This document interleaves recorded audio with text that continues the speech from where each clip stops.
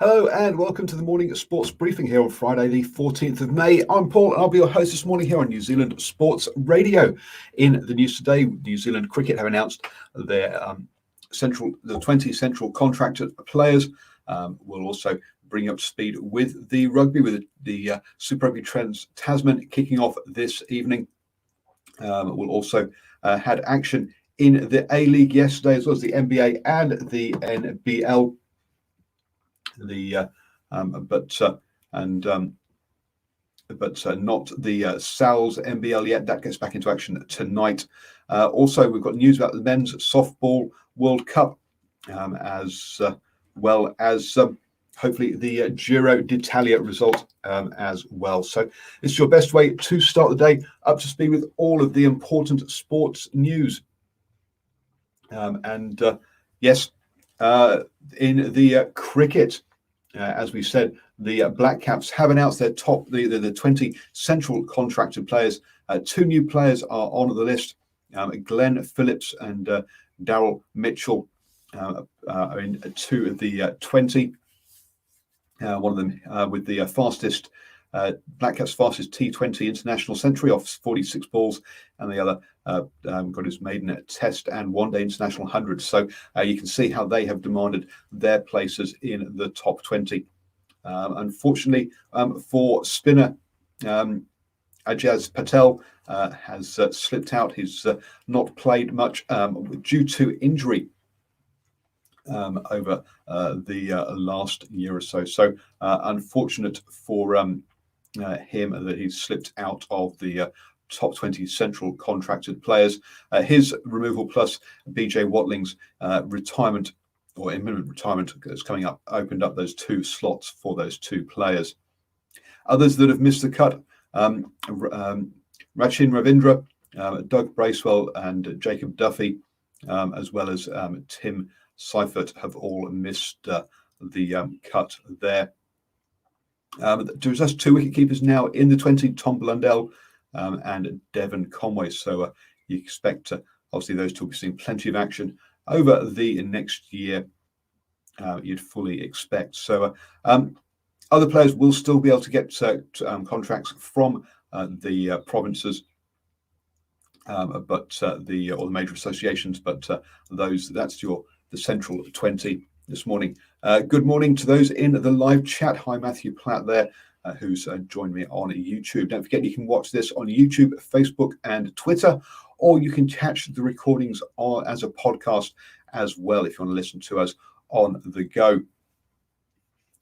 Moving on then into the A-League and over in Australia, just one game yesterday as Melbourne City beat Adelaide United 4-1. Melbourne City continue their dominance at the top of the table. They're 11 points clear now of second place, and in a very strong position. Don't forget you can catch you have a listen to the Knicks newsletter, which was broadcast on Wednesday evening. It's obviously out as a recording, as a podcast as well. We went through the table and talked about how competitive this season has been. One more game this evening as Macarthur FC take on Melbourne Victory. An important one there for Macarthur FC in their playoff hopes, as they currently sit in fifth place, just 1 point off seventh, which is outside of the playoffs. So important game for them against Melbourne Victory, who are second from bottom in the table at the moment. Moving on then to the basketball, if we head over to the States, there were 6 games in the States overnight. Key results there. So the Lakers beat the Rockets 124-122, a close one in that one. The Jazz missed out again and lost to the Trailblazers 98-105. And Steve Adams' Pelicans were in action against the Mavericks, missing 4 of their big players, the Pelicans, through injury, which saw them trail at halftime. Really in that second quarter is where this game got away from them, where the Mavericks won that quarter 45-28, and they went on to win the game 125-107. Willie Hernan Gomez, who got himself a double-double with 10 rebounds and 12 points. The Pelicans really, I say, not in it from halftime onwards. For the Mavericks, 33 points by Luka Doncic led the way for them. As we're heading up towards the playoffs, and that meant that the Pelicans no longer can make the playoffs. We have, on the Eastern Conference side, 6 teams confirmed now, with the 76ers, Nets, Bucks, Hawks, Heat, and Knicks all in there. The Celtics, Hornets, and Pacers fighting it out are in finding out if they've got a play-in position. That means, I guess, but trying to get into those playoffs. On the Western side, 4 teams are in the playoffs: the Jazz, Suns, Clippers, and Nuggets. Trailblazers, Mavericks, and Lakers coming up next and trying to secure their places in that. Over in the NBL in Australia, we again had 2 games yesterday. The Bullets beat the Kings 93-70, and the Wildcats lost out to Melbourne United 91-99. What does that mean for the table then? Well, Melbourne United and the Wildcats still top of the table. Melbourne United there with 23 wins, ahead of the Wildcats with 20. And then it's another 5 games back to the Southeast Melbourne Phoenix. One more game this evening as the Southeast Melbourne Phoenix will take on the Taipans. A tough task for the Taipans in that one. No Sal's NBL action yesterday, but they're back in action this evening with 2 games. We've got the Canterbury Rams taking on the Auckland Huskies and the Franklin Bulls taking on the Southland Sharks. So catch those obviously on Sky Sports there with for your basketball action.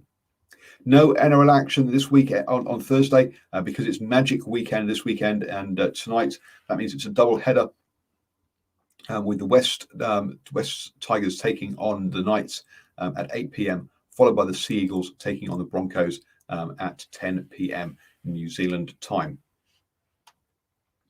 Over in the rugby, and as I said, the Super Rugby Trans-Tasman kicks off this evening. We've got the Highlanders taking on the Reds, and that is followed up by the game across the ditch. I'm just gone blank as to what it was. It's the Waratahs versus the Hurricanes in that one.